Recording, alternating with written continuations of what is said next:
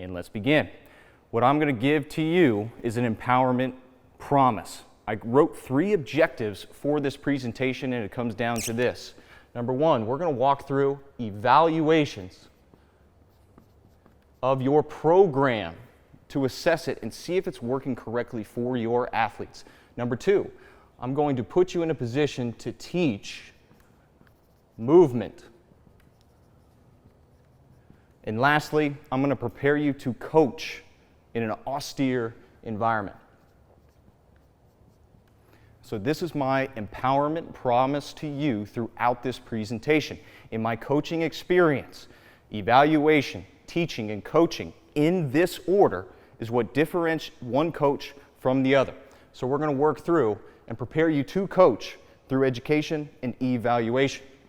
Program design problems. This is the title of the presentation, and where, if we were in person, I would open up to some Q&A. I'm simply going to present and introduce 3 major problems that power athletes face when we travel the world, either going to gyms, bases, or stations. Problem number 1, meeting people for the first time, and when we have to educate and coach them, they introduce injury to us. So that is a coaching problem that we need to change and be very malleable and flexible in our education, our coaching, and our program approach. Number 2, coachability. Think of this as their lifting experience, their fitness level, all these different things that factor into their ability to absorb the information that we go to present or you apply and coach and teach to your athletes. And last but not least, equipment. We go into these places with a game plan. We want to teach this barbell exercise, walk into a room, there's no barbells. Okay, we're going to teach this exercise, and we walk into a room, they have one piece. Or the practitioner lied to us about the equipment, and we have to teach this movement to 40 different people. We got to be flexible. So that, in my mind, is an austere environment that we need to be prepared for. So major problems we're going to be focusing on in the presentation and solving for you: injury, coachability, and equipment. What I want to do now is introduce a perspective of movement. When I educate and teach movement to athletes or coaches, I focus on 3 things. The first is going to be the setup, how I want my athletes to be in a position to absorb the external force or move through space. Number 2, the execution, the alignment, the muscle action that they take into consideration when they're moving. And finally, the energy. Think of this as the metabolic demands, the force, the power, and different movement through space, as well as conditioning mechanisms. Now we get into our coaching. This is what I'm seeing and thinking about, but now this is what I'm saying. I'm going to communicate to my athletes the setup. I'm going to take my time to put them in a proper position to execute the movements, and then set them free. I'm not going to overcoach. I'm going to put them in a position, set them free, and I'm evaluating their movement as they take their best shot and effort at the execution. Now, finally, I'm going to coach in 2 ways. Number 1, for our next set, I'm going to coach in, applying Nick Winkelman's rule of 1. I'm going to give them one direction, one cue, one thought to think about to take into that movement. Then, after they execute for that second time, I'm going to coach out. We're going to debrief. We're going to break down and talk about what they were feeling, experiencing as they went through that movement again. And this is cyclical. We're always working on coaching in, coaching out, and eventually set them free to run the program on their own. All right, let's get into our primal movement patterns. From a perspective of power athlete, when we educate movement, we use 7 primal movements. Primal, in our mind, doesn't mean loincloth, paleo, or what's her name from Primal Fear? Oh man, I'm blanking on my joke. Don't worry about it. But primal to us means a foundational movement pattern, and we separate it in upper and lower body. There are 4 primal movements for the upper body. We set up, we have a vertical push, and we pair that with a vertical pull. Think pull-ups, chin-ups. Then, next up, we have a horizontal push. I want you to think bench press or push-ups. And finally, a horizontal pull. Bent over rows as an example. So these are the 4 foundational movements for our upper body. An incline bench press would be a combination of these, but if I can't trust my athletes to do an H push or a vertical push, then we're not going to worry about the more complex movements. Now let's get into our lower body. All right, for this demonstration I have pelvis Presley here, and I'm going to take you back to geometry class. Up on the board I have 3 axes of rotation. The first is our x-axis of rotation right here on the side. So imagine now this dotted line going through my pelvis here, and my pelvis rotates and hinges along this x-axis. That's one primal foundational movement for our lower body that we generalize as a squat. This is a push form, it's a pull form, but this x-axis rotation is our squat. Next up, we have our y-axis. Imagine now this axis of rotation going down through the top of the pelvis. My pelvis is going to rotate to the right and left along that axis. We generalize this as our lunge. And finally, last but not least, where you see this line going at an angle, this is going to represent our z-axis, but I want you to envision and imagine this axis of rotation going straight on through the pelvis, through my belt buckle, and then I'm going to tilt to the right and the left, raising the iliac crest of the hip as I march, I move, and I step up. So these are our 7 primal movements, our foundational movements of the program. Now we have our planes of motion. I know this is not new information, but simply put, when we introduce this to soldiers or police officers when we're traveling around the world, we get the opportunity to introduce planes of motion for the first time. And you wouldn't believe how much they bias the sagittal plane, everything they can do in a squat rack or a door frame. Then we have our frontal plane. This is our lateral movement to the left and the right. Think jumping jacks. And lastly, rotation, separation of our shoulders from our hips through the transverse plane. Always think fat guy in a little coat. So these are all factors we're going to take into consideration to evaluating our program. Are we biasing one lower body movement over the other? Are we neglecting our step up because we value more big numbers on our squat? Things to look at. Am I only through the sagittal plane neglecting the frontal or the transverse plane? Take these into consideration when evaluating your program. Now we're going to move on to assessment. I want you to think about 3 things when you're assessing your athletes and assessing your program and evaluating. Number 1, structural limitations of my athletes. So I have a plan of squat, sprint, and all these sexy things, but then when I put them into evaluation, they have previous injuries that are getting in the way of their ability to execute all the fun stuff that I want to do as a coach. Next up in my assessment, neurological. This is in line with that coachability. Do they have the body awareness and control to execute the movement to my level of expectation? And last but not least, coach able. 2 words. This is on me. Am I putting them in the best position to understand my movement? If I'm assessing or introducing warm-ups to my athletes and they're not connecting with the picture and the image of movement that I have in my head, I need to think about, okay, identify this level of the athlete, this preferred learning style, and then change the way I'm communicating for the athlete. But I'm still looking for structural limitations, neurological coordination limitations, and their ability to learn and my ability to then communicate for their level. All right, we're going to do a movement solution and introduce dead bug. I know it's just one movement, but this is an amazing assessment that we perform for all of our athletes. Listos? All right, moving over here, this is athlete Luke, power athlete Luke. Are you ready? I'm ready. For our dead bug assessment, Luke, we're going to begin on the ground. So go ahead and lay down facing the rack, legs straight out in front of you. For our movement assessment, I want to go consistent with how I'm going to teach the barbell and from the top down. Luke, are you ready? I'm going to ask Luke, go ahead and reach your head through your shoulder blades. Now bring attention to your arms. I want you to raise both arms up like they're Frankenstein with your palms facing towards your toes. Now bring attention on your trunk. I want you to tilt that pelvis and make your trunk flush with the ground. You have a straight line from your tailbone all the way through the top of your head. Now attention to your legs. I want you to find neutral position. So right now your knees are pointing out. What I want you to think about is pointing your knees straight towards the sky and finding neutral at the hip.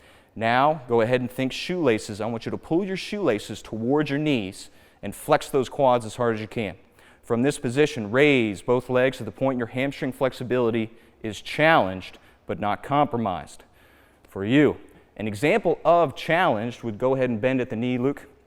Awesome. He's raising both legs, but now he's neglecting that and getting into a position where 90-90. Luke, go ahead and flex hard for me. 90-90 is ideal. We want to work towards this position.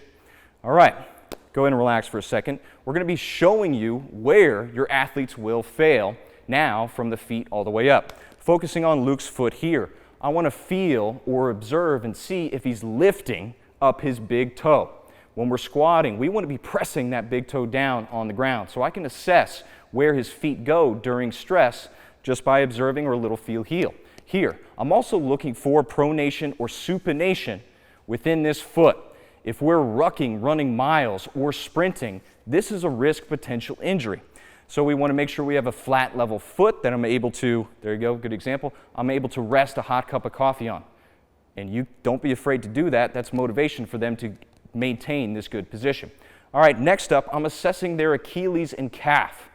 If they're unable to get a good dorsiflexion position, at least 90 degrees within this position, guess what we're not doing? Plyometrics, sprinting. So I'm assessing and evaluating, and then I have the power as a coach to manipulate and change the program to protect my athlete. Then on down, we talked about hamstring flexibility. Now what I want to do is focus on the hip. All right, switching legs for me. I'm observing Luke was in a neutral home position, and I asked him to move through space. So we're going to maintain long spine. Imagine his arms are up and the opposite leg is up. As he lowers this leg down towards the ground, if I observe an external rotation, he's working around a tight hip, some limitation going on in there. I don't have to understand what it is as a coach, but I have to see and observe and know. Now, if he maintains neutral on the way down, but I observe on the way up an external rotation, that's very weak, he's neglecting his hips and he's finding a compensation pattern, most likely the quads, to get that leg back up. If we think about sprinting, rucking for a long time, that compensation over time will potentially lead to injuries. So those are examples of our evaluation for our lower body. Quick eval of the upper body. Luke's going to go into his Frankenstein position. All right, Luke, go ahead and raise your left arm overhead. Think about covering your ear with that bicep. Keep that elbow locked and maintaining good neutral position. All right, good, looks good on the left. Now we're going to evaluate the right. Start to see thumbs up rotation. He can't get as far, clear observation. For our viewers, Luke, go ahead and lower left. We see the imbalance. If I put a barbell in his hand for a strength vertical press for that day, I can see he doesn't have a range of motion. I'm going to force it. Over time, could lead to injury. I'm going to do double dumbbells. We're still going to vertical press, evaluating my program, finding holes. All right, go ahead and relax. Thank you, Luke. That is a movement solution through the assessment. All right, we're back over here. What I gave you was an example, and I'm going to talk about how I coached and taught Luke to get into position. A systematic approach that I love to use to introduce athletes in our setup and then set them free is from the top down. So we always begin with this neutral head position and work our way down. So whether we're deadlifting, we're squatting, I'm not going to do the old ball coach where I ask my athletes to look up into the sky. If you look up, the bar will go up. No, we're going to maintain a neutral dead bug position. I have that representation of the dead bug. I'm going to take into the barbell. Then we have our grip, our bar. For our dead bug, it was our hand position. If I have Luke sprinting that day, I'm going to change the hand position to a thumbs up so we can mimic the action of our arms during our sprint. If we're going deadlift, barbell, power clean, squat, we're going to go palms towards our toes. So I'm changing the grip according to what my demand is for the day. Then I have my trunk. We're locked in our trunk. I'm using the dead bug to challenge this position. What our barbell is going to change his orientation through space. Then we had our hips. Notice we want to align in a neutral position. And finally, our feet, dorsiflexion, and a toes forward position. We're going to get deep into that. Now, from here, I talked him through this setup and then gave him a direction of expectation of execution. I didn't overcoach him as he was moving through here. Our execution, what I like to do, is from the ground up. Notice I talked through his feet. I gave him the direction of initiation. This is going to be the same way that we talk about our press. We're going to talk about pressing the big toe into the ground for that vertical press. We're going to talk about pressing the big toe into the ground for our squats, our deads, and so on. So I want to coach at the feet. Initiation, I'm going to evaluate. Again, set them free. But then our Winkelmann, one rule, one direction, is most likely going to begin when they're first learning movement at this initiation. I'm also observing alignment. I want them to track straight up and down because I know our tactical athletes, they're going to do a hell ton of volume. One, they're told to do so, and two, they just love it. They're going to voluntarily put their body through it. So if I'm evaluating, I'm going hard on alignment through this. Next up, range of motion. Notice we did with Luke's upper body, we had 2 different ranges of motion. I then will change and adjust my program according to his ability to move through space, left versus right, and so on. And finally, the finish. Dead bug doesn't have it, but when we have our squats, this is my expectation that we're generating force, using this energy, generating power, or whatever my specific adaptation that my program has written, I'm going to coach the hell out of this finish. So this is my perspective for coaching movement. All right, let's go through some movement solutions for different ranges. You ready? Yep. So we're going to walk through. Before the barbell, Luke, so some examples of movement solutions that we have, manipulating the setup. 2 big things we can manipulate with the setup is going to be our foot position, which we're going to deep dive with our squat. Other examples of changing the setup is going to be the loading position. We know the barbell back spot. Show us a front squat. Changing the load. All right, go ahead and now imagine a goblet squat. Changing the load position. Now single arm with that goblet kettlebell. All right, then overhead. So we're manipulating the loading position, but it's still going to be a squat or a lunge or a step up. But finding different ways with minimal equipment. We just so happen to have a barbell, so I'm going to use that tool to teach. With our execution, what I can change now is range of motion. Think about our athletic squat or Tyson Gay's athletic squat. Go ahead and face the barbell, Luke. What I want you to do, I want you to hit quarter squats and back up. Okay? Now what I want him to do, I want you to 5 reps as fast as you can. Think jam squats. 1, 2, 3, 4, 5. So I gave him, and relax, I gave him a set range of motion. I changed the execution, and then see how we adjusted the energy and the approach to those 2 movements. One, just a quarter squat down, and then one of my favorite movements, a jam squat. We're just hammering that. Okay, different examples of what we can change. Now we're going to get specific with the barbell and talk about the foot position. For our population, our tactical athletes, very important what we're going through, so we're going to take our time. Ready? All right, we're going to begin with our squat, universal athletic position, the power athlete squat. Luke's going to set up, and we're going to introduce this from the ground up now. Notice his toes are forward, his knees are over the arches and the insteps. Now from here, his hips are pushed back. Rotate, face the barbell for me here. His hips are pushed back in biasing the posterior chain. He's got a long neutral spine, think dead bug position. Universal athletic position, like he's getting ready to play tennis, be a linebacker, or land in a reactive position. Awesome. I'm going to use the barbell to then challenge this position. This position is going to challenge our hips. Go ahead and set up, Luke. 1 thumb distance away from the smooth. Grab that bar, wrap your thumbs around. Squat that bar out of the rack and take 1 step backwards. Awesome. Executions from the ground up. All I'm going to ask Luke to do is press his big toes into the ground and let the rest happen. I'm going to set him free. So hit me with 3 separate reps, Luke. 1. Let me hear that whip. Listen to that generation of force. Awesome. I can hear that barbell move.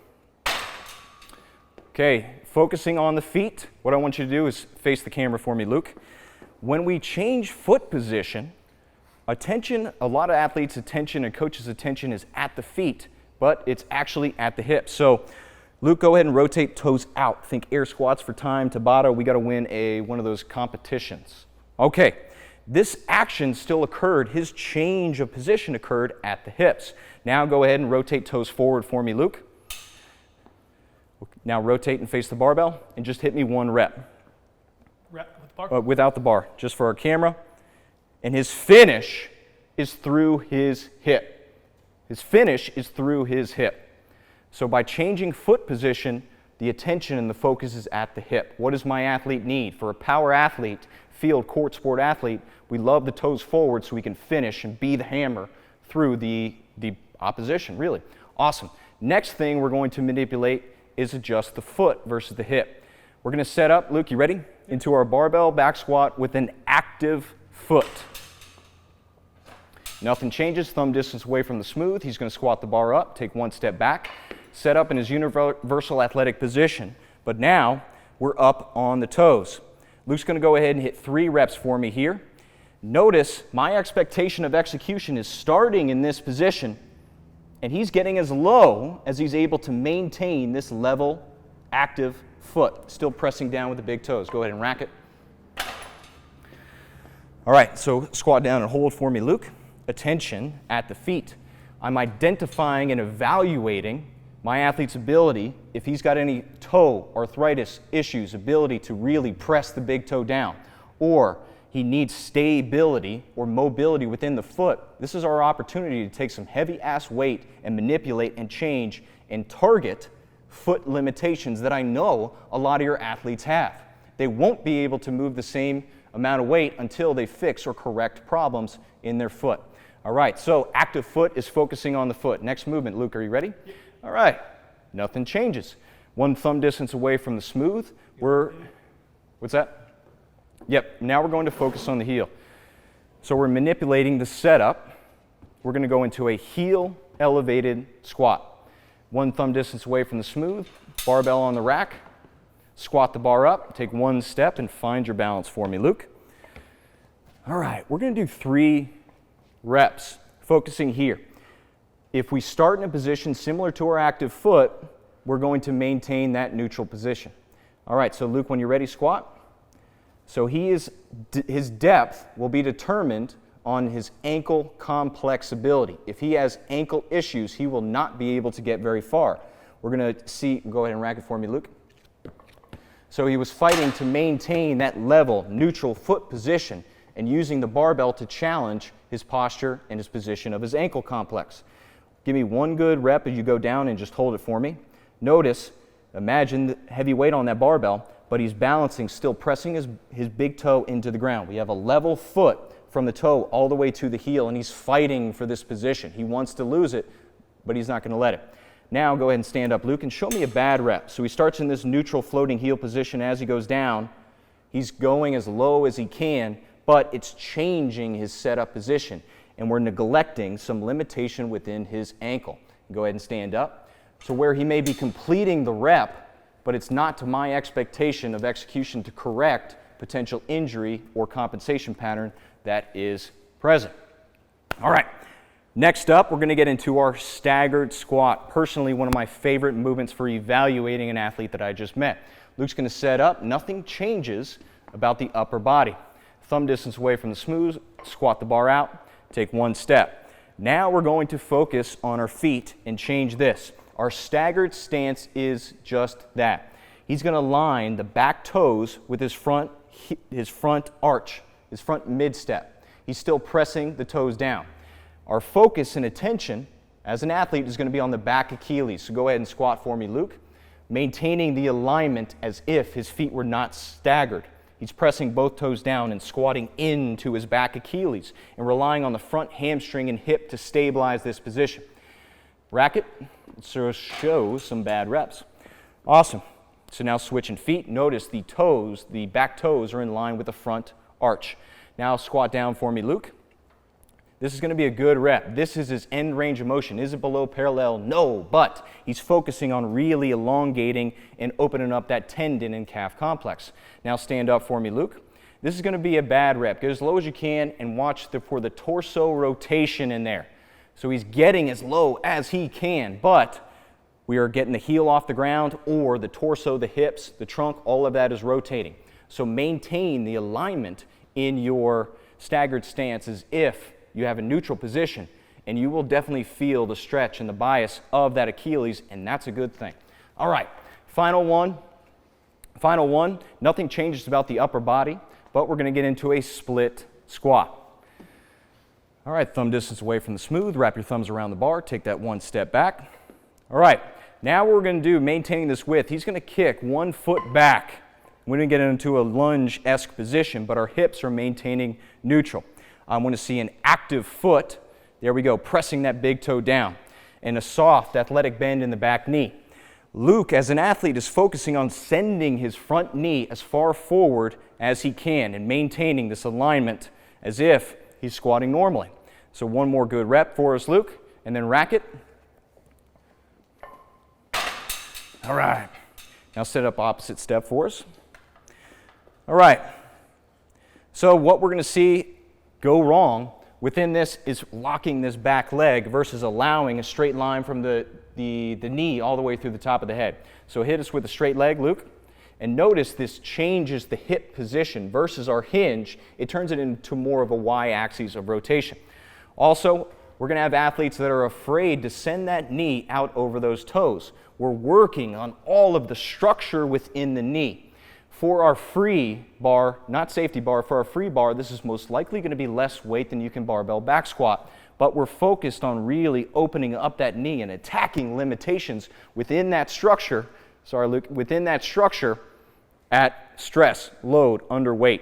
But the action at the hip is still within our hinge. We manipulated foot position, and good job. All right. It's hot in here. It's hot in here, guys.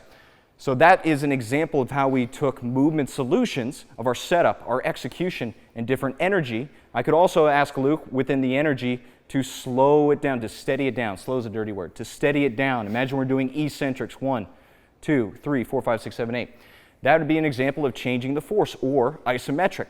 Go down fast into that low position and hold for 8. Examples of manipulating and changing force. Within this single foot, I could also ask Luke to increase the force by jumping, by leaving the ground for a more advanced athlete, but examples of changing movement solutions. If you viewed all of these different barbell actions that we introduced as separate movements, we're missing the point here. We are training and educating and empower our athletes to improve their movement. All of these were a hip hinge and a squat. I did slight manipulations of the foot position. I could also take that barbell and put it in Luke's front rack position, or take a single kettlebell off the front side and make this a frontal plane, multiple plane.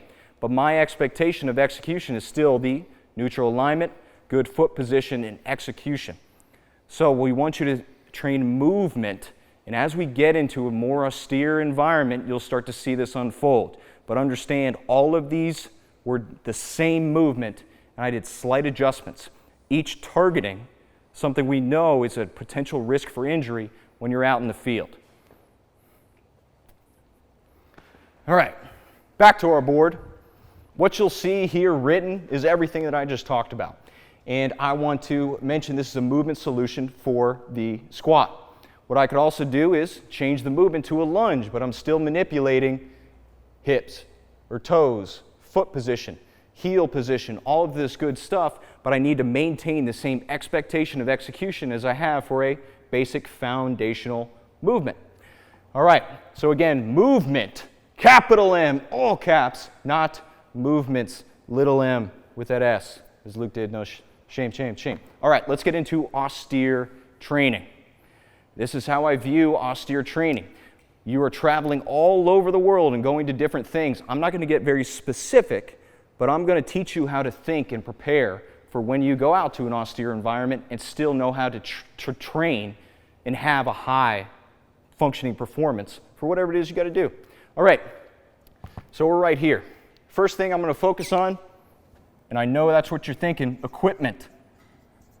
You get out there and you hammered a beautiful weight room barbell, all these awesome weights from Sorinex, shameless plug, all these awesome weights, and all of a sudden you get out to wherever the hell you're going, and guess what they don't have? Equipment. So as a coach or a facilitator, if I hand my guys a program and they go off and the program says, all right, we need you to do 1, 2, 3, X, Y, Z, and they don't have the gear. If my guys are like, can't do that, not going to do that, what are you thinking? Luke, Murph? Triple. Awesome. Sounds good. No. We need to prepare them to still maintain my purpose within that. So we're adjusting the equipment. Guess how we do that? All right? Okay, if I need to load up my back, I need to find a buddy, a person, or anything so I can maintain the same loading position as I have there. If I don't have the same load amount as a barbell, guess what I'm going to do? I'm going to manipulate the foot position to make it still more stressful. We could even go and add in a Bulgarian split squat. That's a hell of a lot harder than a back squat, but it's still a squat. You have the opportunity, you have the mindset and approach. We just need you to get creative and then teach your athletes to understand they're increasing their ability to move. Next up, where we got coachability. If they are going to quit on the program that you prescribe, they have a very low level of coachability. There's maybe a poor culture fit, but we need to understand, all right, this is the purpose, this is the why we're doing this program, is to make sure when you leave, you are a high-functioning athlete as you get out there. If we maintain this belief and this purpose and then adjust the equipment to still follow the program, we got a high level of coachability within our athletes. Next up, injury. Primal movements. If on paper it says vertical push, but one of my wrists goes down, it says barbell strict press. This wrist is out of it. I can't use it. I'm still going to vertical press with the opposite arm. So if I have to sub and adjust movements for an injury, I just don't want to work around it. I still need to target and attack the primal movement, the purpose that my coach intended with that. Make sense? So injury, I'm not working around and neglecting it. I still want to train my athlete to move through space and be an athlete. I'm just changing or taking away what is bothering them. Check out Matt Zanis tomorrow. He's going to talk about pain-free movement and really deep dive on the foot, where I'm talking foot position and execution and overload. Zanis has a deep dive tomorrow. So injury, I'm not going to change my program. I'm just going to adjust it, sticking within the primals and the expectation of execution that I have, and not let them hit the pain. Taking our tools, we know these are limitations when they get to an austere environment. Taking my tools and applying them to it, manipulate the setup. I know I can change the foot position and the load position. If I'm limited on equipment, find out a difficult position to load them up with whatever the hell you have. It could be body armor, it could be a rucksack filled with rocks, whatever. Just find a position that challenges their ability to execute the squat, step, or the lunge. Within execution, if I need to change and adjust range of motion. The example we gave Luke was that quarter squat, but it could go back to the freaking high school bicep curls. Luke, you remember sevens? Where you do 7 halfway up, 7 halfway down, and then a full 7. I'm changing and manipulating the range of motion, but still hitting my expectation of execution. Finally, a great tool to change execution is BFR, blood flow restriction. If I have a very minimal load to apply to my athlete, guess what I'm going to do? I'm going to cuff them up at their hips or just above their bicep, and we can have a very similar training response with minimal loads, but guess what we're still doing? Primal movement patterns through space. Awesome. Then finally, energy of force and application. We talked about that. When I talk about force, I'm simply referring to the muscle contractions and the specific adaptation I'm targeting within there. Power, I'm being flexible and adjusting as a coach to change the metabolic demand. So I understand the deep dive of these from the NSC family and crew, but understand when I'm thinking on my feet as a coach, simply put muscle contraction and then metabolic demand, generation. All right, so all of these we talked about changing for the squat. So setup, execution, and then our energy. What we did throughout this practice and process was teach you to evaluate your athlete and your program. If I saw a limitation within the dead bug from the foot up with Luke, that would have changed the amount of load that would have applied there, or it potentially could have made the amount of running and stress that I applied to Luke. Then teach. Using the dead bug, I created an expectation, and then when we're talking about the squat, I called upon it. Using that dead bug posture, reach your head through your shoulder blades, thumb distance away from the smooth, like our Frankenstein arms. So I was creating these representations and then connecting it to a future movement. And then finally, coach, we are empowering our athletes to understand that they don't need us. So when I talk about an austere environment, they have no coach, no equipment, no plan, no direction, but they're still able to keep their performance at its peak and understand what they need as an individual. So these are all tools that we can manipulate, and these in particular, when you're out in the field, need to be your focus to make sure they're operating at a high level. So mess with these different squat positions, mess with these different lunge, so on, and step up foot positions to take into consideration that we don't need to follow a program to a T, but maintain the movement and the purpose. So we're training and increasing our athletes' movement, not movements. And from our world, in our perspective, a power athlete, we are increasing athleticism.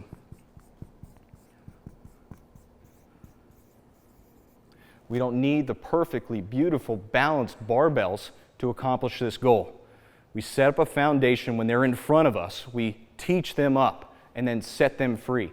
Provide 1, 2 directions that they need, but we are building these self-sufficient athletes when they're with us. So when they go and travel away, they don't abandon the purpose, they don't abandon the program, and they don't abandon their performance for biasing what they enjoy. They understand that these suck, but I need these to be operating at a very high level.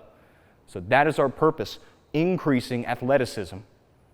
Me as a facilitator understanding my ability to evaluate my athletes, to teach, educate, and then empower them through my coaching and passion. That empowers them to take ownership of their performance. So we found movement solutions to program problems. What I do is have more info for you, including a picture of the full whiteboard, some movement demos that I deep dive into it. We also have opportunity for a course. Power Athlete Methodology is 1.5 NSCA CEUs. So we got an opportunity for you to continue your education, in particular on unlocking athletic potential. So hit this website, powerathletehq.com/TSAC, and then follow us at PowerAthleteHQ, Be the Hammer, and then my personal account there. I'll field any questions that process and deep dive on my personal account or through our website here. What makes you like that so much? I would love to hear your thought process. Oh, great question. Again, love the jam squat. This is an opportunity. I'm going to use Luke as our demo. Camera 2. Awesome. Luke's our demo. Luke, go ahead and execute. And I'm going to grab Luke a weight. 10 pounds, buddy. It's 100. All right, so starting overhead, and we have a straight line from the heel all the way through. He's pressing his big toes down. He's in his universal athletic position. I just want 3 good reps for me, Luke, and we're going to finish at the top. He's pulling that bar down, so we're loading. And then we are relaxing, so it's a big push-pull. Go ahead and rotate and face the camera. This is give me 3 more reps. This is a non-contact plyometric. So I go back to adjusting the force. I still can get Luke to violently extend his hips, like if we're doing box jumps or vertical jumps that day, but he's got foot stuff. He does have foot stuff, but he's got an ankle injury or something that prevents him from performing. But guess what I didn't do? I didn't change the primal. So for an advanced athlete like Luke, I'll give him a compliment, that has an injury, I don't want to work around it. I don't want to neglect it. We still want to maintain the same primal movement pattern. So it's teaching him to land. For advanced athletes, it's mimicking the primal. For our novice athletes, for our introductory athletes, it's teaching them how I want them to land and reduce force coming down from that jump. So as his knees he would push his butt back into his hamstrings, using his posterior chain to dampen that force and then redirect. So we're not just landing like on a box jump, we are landing and then reacting and doing something afterwards. So a non-contact plyometric for our advanced athletes if there's an injury limitation, or a great teaching tool for not as advanced athletes. Coach McQuilkin, do you find heel-elevated squats, staggered stance squats, and heel-elevated split squats to be of greater skill transference for your tactical athletes as they tackle their high-functioning performance in something such as a ruck or question. Let's see what you have to say, Tex. I would say yes. Transferability in the world of sports performance, specificity. We attack or program or create perspective for specificity with setup, execution, and then energy. We need to mimic the metabolic or the energy demand within that. So with these different setups, I'm changing the setup to target a limitation that I know from my experience these soldiers or the high volume athletes experience is pounding the feet, especially in boots. You get mashed potato feet jamming those things down. This is our opportunity to isolate and attack that limiting factor with load, not just massage or manipulation. Stress. Then we get the ankle, and what I'm near and dear to my heart is the Achilles. So if our Achilles starts to get bound up or we start to feel any, I want you to take away this. If you feel tenderness or calf cramps or issues within the soleus, that calf complex, you are a step away, a moment away from tearing your Achilles. If you tear your calf, thank your lucky stars, because that calf did its job to dampen the force so it doesn't go down chain and you rip your Achilles and you're a whole different athlete. So this is our opportunity to attack and get the calf complex, the musculature, and the tendon to learn to work together. It really is a damning movement because it forces dorsiflexion. I love the heel elevated because you can't hide. Where are we at? Heel elevated, the ankle complex. I broke my ankle my freshman year of college playing lacrosse, and I'm still using this as a tool to maintain what little dorsiflexion I have. Imagine now I got to stack 3, 4, 5, 15 miles on top of that. I'm going to find a compensation pattern to work around that. My body will find a compensation pattern, and it will eventually lead to a life-changing injury, and then I'm not doing what I love, playing sport, or for everyone else being who they are out there in combat or real life. So think about specificity in terms of setup, but we're preparing to attack limitations or potential injuries before they happen. And if I, as a facilitator, can identify them and make that athlete aware, oh, you feel that?